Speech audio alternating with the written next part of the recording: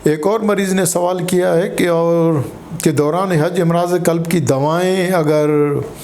गुम हो जाए तो क्या करें। ये भी बहुत अच्छा सवाल है। और ख़ास करके जिन एक तो पुराने मरीज़ जो पहले से ही इमराज़ कल्ब के मरीज़ होते हैं वो अपने अपने मुल्कों से दवाएं लेके आते हैं, लेकिन सफ़र के दौरान उनकी दवाएं या उनका बैग गुम हो जाता है तो सारी दवाइयों के पर्चे वगैरह सारी रिकॉर्ड उनका गुम हो जाता है। और होता है ऐसे कि वाक़यात, बहुत सारे ऐसे वाक़यात वहाँ रोनुमा होते हैं। तो उसमें कोई घबराने की बात नहीं है। आप फौरी तौर पर किसी भी करीबी अस्पताल में चले जाएं। कोशिश ये किया करें जो पुराने मरीज़ हैं उनके पास मोबाइल में उनकी दवाओं की एक पिक्चर निकाल के अपने पास भी और अपने ग्रुप के साथी के पास भी एक एडवांस में जो है वो कापी उनकी और जो दवाओं के पर्चे हैं उसको व्हाट्सएप में एक रिकॉर्ड अपना महफूज रखा करें। खुसूसन ईसीजी है, दिल की दवाएं हैं, उनके जो पैकेट्स हैं उनकी पिक्चर जो लेके, ताकि आप जब डॉक्टर के पास अस्पताल में जाएं कि ये आप पुराने मरीज़ हैं, इस तरह से आपकी दवाएं गुम हो गई हैं, तो वो फिर आपको फौरी तौर पर दवाएं जो है वो, वरना कैसे पता चले कि ये वाकई दवाएं, क्योंकि हम सारी लेकिन बहुत सारे मरीज़ जो हैं वहाँ पर जो इस तरह से जो है वो दवाएं जमा करते हैं। ये एक कड़वा सच है, लेकिन हमने देखा है कि मरीज़ जो है वो मुख्तलिफ अस्पतालों से जो है वो उनको इमराज़ कल्ब नहीं होते, लेकिन इमराज़ कल्ब की दवाएं जमा करते हैं। जाकर डॉक्टर को बोलते हैं ये दवाएं, जो महंगी दवाएं हैं वो कहते हैं कि गुम हो गई हैं, तो वो डॉक्टर उनको दे देते हैं और वो दवाएं जमा करके और फिर अपने मुल्क के क्या आते हैं या बेचते हैं या वो करते हैं। तो ये एक कड़वा सच है, लेकिन बहुत सारे मुल्कों के लोग ऐसा करते हैं। उसके अलावा एक अहम चीज़ जो है वो, जिनको वहाँ पर अगर किसी को हार्ट अटैक हुआ है एंजाइना की वजह से उनको स्टेंट लगा है, और स्टेंट के लिए एक जो है वो दोबारा खून का लोथड़ा जमने से बचने के लिए जो खून पतला करने वाली गोलियां होती हैं,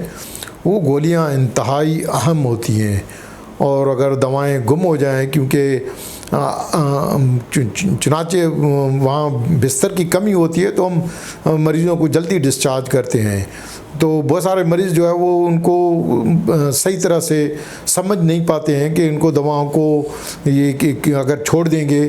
या गुम हो गई और नहीं इस्तेमाल करेंगे या नहीं ख़रीदेंगे या दोबारा अस्पताल आने की ज़रूरत नहीं है, तकलीफ़ नहीं है, वापस जाके पाकिस्तान में दवाएं खाएंगे।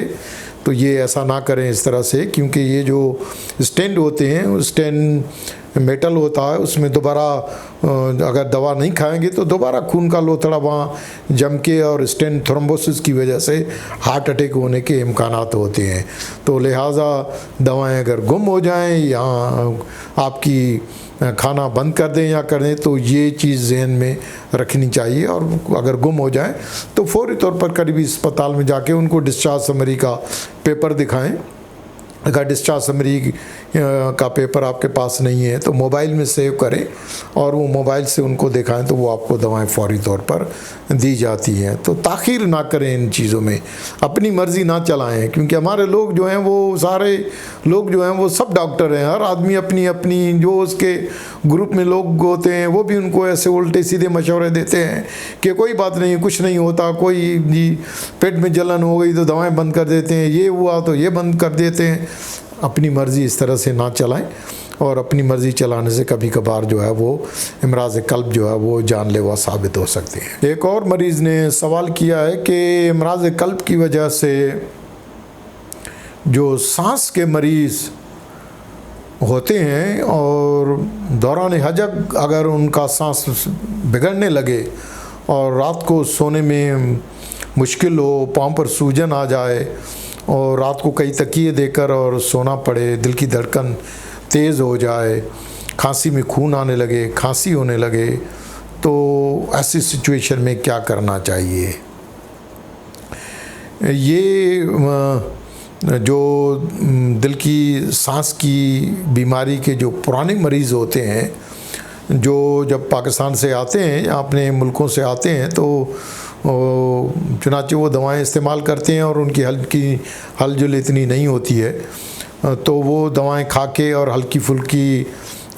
मुशक्क़त के साथ तो गुजारा कर लेते हैं, लेकिन जब हज के दौरान मुशक्क़त भी ज़्यादा होती है और फिर दवाएं भी छोड़ देते हैं, खाने में बदपरहेज़ी भी करते हैं और ज़मज़म भी दबा के पीते हैं, तो ऐसे मरीज़ों में फिर ये नौबत आ जाती है कि सांस जो है वो उनका बिगड़ने लगता है। तो जब सांस बिगड़ने लगता है तो फिर नौबत ऐसी आ जाती है कि उनका सांस इतना ज़्यादा बिगड़ जाता है कि जिसको हम acute decompensation of the chronic heart failure, जो पुराना हार्ट फेलियर जो कंपनसेटेड होता है वो डिकम्पनसेट हो जाता है। तो उसमें फिर दवाएं जो हैं वो जो डोजेज़ होते हैं वो असर नहीं करते हैं, उनको अस्पताल में दाखिल करके इंजेक्शन लगा के और जो जिस्म में पानी जमा होता है तो वो पानी को निकालना पड़ता है दवाओं के ज़रिए जो है। तो लिहाजा उनको फिर अस्पतालों का रुख करना चाहिए और अगर अस्पताल में डॉक्टर दाखिल होने की मशवरा दे तो फौरी तौर पर जो है वो दाखिल होके इलाज पर तवज्जो देनी चाहिए, क्योंकि बहुत सारे लोग जो हैं वो इलाज नहीं कराते और वो इमरजेंसी से चले जाते हैं कि अभी ठीक हैं, वो चले जाते हैं, दूसरे दिन फिर इमरजेंसी में आ जाते हैं। तो ऐसा ना करें, अस्पताल में दाखिल होके अपना इलाज मुकम्मल करें और उसके बाद जो है वो हज के अरकान जो है वो पूरे करने चाहिए।